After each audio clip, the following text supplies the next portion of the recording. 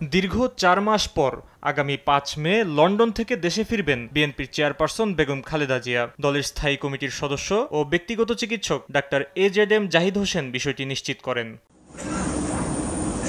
জানান, বিগত সময়ের চেয়ে খালেদা জিয়ার শারীরিক অবস্থা বেশ ভালো। সম্পূর্ণ এয়ার অ্যাম্বুলেন্স পরিষেবা পাওয়া না গেলেও বিমান বাংলাদেশ এয়ারলাইন্সের একটি নিয়মিত ফ্লাইটে বিশেষ ব্যবস্থায় দেশে ফিরবেন খালেদা জিয়া। দেশে ফেরার পথে বিএনপি চেয়ারপারসনের সঙ্গে সফরসঙ্গী হিসেবে থাকবেন তারেক রহমানের সহধর্মিণী জুবাইদা রহমান ও আরাফাত রহমান কোকোর স্ত্রী শর্মিলা রহমান সহ ৮ জন।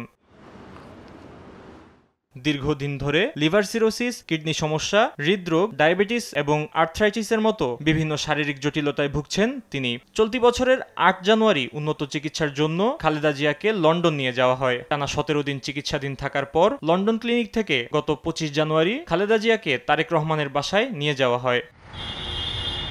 ফাহিম ইউসুফ, দেশ টিভি, ঢাকা।